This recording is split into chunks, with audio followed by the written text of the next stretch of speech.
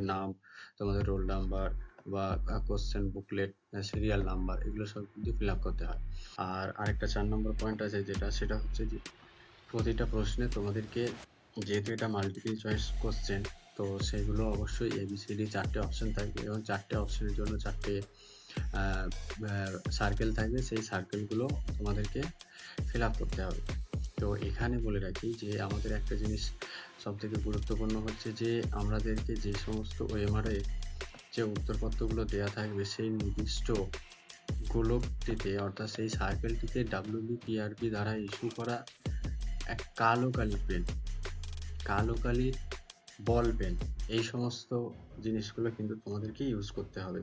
তোমরা কেউ কিন্তু কোনো স্কেচ পেন বা পেন্সিল এগুলো কিন্তু কখনোই ফিল আপ করবে না, এইগুলো দিয়ে কিন্তু ফিল আপ করবে না।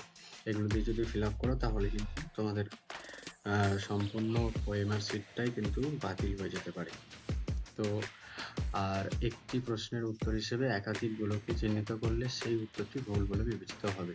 মনে করো তুমি একটা প্রশ্নের জন্য একটাতে সার্কেলে গোল করলে, আবার একটা সার্কেলে গোল করলে, তাহলে কিন্তু সেই প্রশ্নটা তোমার কিন্তু সম্পূর্ণ বাতিল হয়ে যাবে। প্রতিটা উত্তরের যেগুলো তোমরা ভুল উত্তর করবে সেগুলোর জন্য তোমাদের কিন্তু 0.25 মার্কস কেটে নেওয়া হবে, অর্থাৎ এক্ষেত্রে নেগেটিভ মার্কিং কিন্তু আছে। এই নেগেটিভ মার্কিং যাতে এড়ানো যায় তাই তোমরা অবশ্যই চেষ্টা করবে যে গেস না করে উত্তরগুলো দেওয়ার, যাতে সম্পূর্ণ সঠিক হয় সেগুলো কিন্তু দিতে হবে। রিক্রুটমেন্ট বোর্ডের যে 2018 সালের এক্সামিনেশন হয়েছিল তারই একটা OMR শিটের স্যাম্পল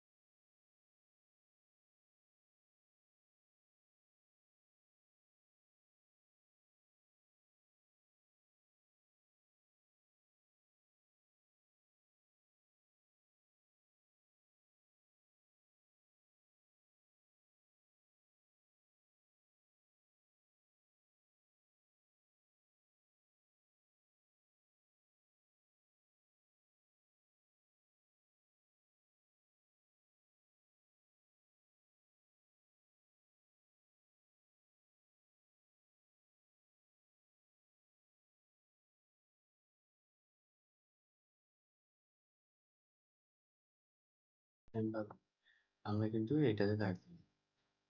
সেম এরপর আছে 2, তাহলে এই 2টাতে থাকবে। এরপর আছে 8, তো অবশ্যই এই 8টাতে গোল করে থাকবে। তো এইভাবে তোমরা অবশ্যই তোমাদের OMR শিটগুলো ভালোভাবে লক্ষ্য করে কিন্তু ফিল আপ করবে। বুকলেট নাম্বারও তোমরা কিন্তু দেখবে তোমাদের যে কোশ্চেন পেপারটা দেওয়া হবে সেই কোশ্চেন পেপারের মধ্যেই পাবে। তো সেখান থেকে তোমাদেরকে এই কোশ্চেন বুকলেট নাম্বারটা লিখতে হবে। এখানেও সেম ভাবে কিন্তু এইভাবে তোমাদের যেমন দেওয়া আছে এইভাবে কিন্তু তোমাদেরকে প্যারালালি বক্সে সোজা সোজা সেই নাম্বারে গোল করতে হবে। স্যার মানে তোমাদের অ্যাডমিট কার্ডে যে সমস্ত সিগনেচারটা আছে সেই সিগনেচারটাই কিন্তু তোমরা এখানে করে দেবে। এখানে ইনভিজিলেটরের সিগনেচার আছে, এটা ইনভিজিলেটর যে এক্সাম সেন্টারে থাকবে তিনি করবেন। তো এরপরে আসুন যে আমাদের যে কোশ্চেন গুলো থাকবে, টোটাল 85টা কোশ্চেন আছে, সেই কোশ্চেনের আমরা কিভাবে OMR সেটটাকে ফিল আপ করব যাতে আমাদের কোনো রকম কোনো কিছু ভুল ত্রুটি না হয়। তো সাপোজ মনে করো যে এখানে আমার একটা প্রশ্ন আছে, প্রশ্ন নম্বর 1। তো এই 1 নম্বর প্রশ্নের জন্য আমার ABCD করে 4টে অপশন আছে। এই 4টে অপশন আমি যদি সাপোজ মনে করো আমার প্রশ্নের উত্তর হলো, প্রথম প্রশ্নের উত্তর হচ্ছে A, তো আমি কি করলাম, টিক দিয়ে দিলাম। এটা কিন্তু সম্পূর্ণ ভুল পদ্ধতি, এরকম করলেও হবে না। আবার মনে করো কেউ বললো যে আমি হাফ সার্কেল করে দিলাম এটাকে, এদিকটা সার্কেল করে এইখানটাতে রেখে দিলাম। এটাও কিন্তু সম্পূর্ণ ভুল পদ্ধতি। আবার মনে করো যে আমি আরেকটা জিনিস করলাম, যে এইখানে একটা সার্কেল করতে গিয়ে আমার এরকম এত বড় বড় গোল দাগ হয়ে গেল, যেটা আমার এই সার্কেলের আউটলাইন আছে, এই আউটলাইন থেকে বাইরের দিকে চলে গেল। তাহলেও কিন্তু এটা ভুল। সঠিকভাবে করার জন্য তোমাদেরকে কি করতে হবে, এই যে আমাদের সার্কেলটা আছে, এই সার্কেলটার ফার্স্টের দিকে তোমরা কি করবে, এখানটাতে সার্কেলের আউটলাইন বরাবর বেশ সুন্দর করে প্রথমে একটা গোল করে নেবে। তারপরে এখানটা তোমরা খুব স্পিডে এই অংশটাকে ভরিয়ে ফেলবে। তাহলে কিন্তু দেখবে তোমাদের যে ওএমআর শিটের যে সমস্ত তোমাদেরকে যেগুলো ফিল আপ করতে হচ্ছে সেগুলো কিন্তু খুব তাড়াতাড়ি হয়ে যাচ্ছে, এতে কিন্তু টাইম খুব একটা বেশি লাগছে না।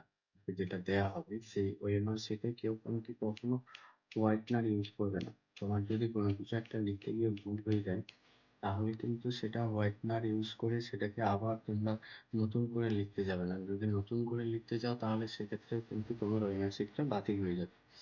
আর মনে করো আমার একটা ওএমআর শিটে আমি দেখলাম যে আমার এখানে ওএমআর শিটটাতে প্রথম প্রশ্নের উত্তরটা আমি এটা দিলাম, এটাতে সার্কেল করলাম। আর সার্কেল করার জন্য সব থেকে সঠিক নিয়ম হচ্ছে এই আউটলাইন বরাবর প্রথমে তুমি একবার সার্কেল করলে, করার পর তারপর মাঝখানটা ভরিয়ে দিলে। আবার মনে করো আমার মনে হলো যে এইটা প্রশ্ন উত্তর হবে, তো আমি কি করলাম, এটাতেও সার্কেল করলাম, দিয়ে তারপরে এটাকে সার্কেল করা হয়ে গেল এবং আমি এটাকে এভাবে কেটে দিলাম। তাহলে কিন্তু তোমার এই প্রশ্নটা, যে তুমি উত্তর অ্যাটেন্ড করেছো, এই উত্তরটা কিন্তু সম্পূর্ণ বাতিল হয়ে যাবে।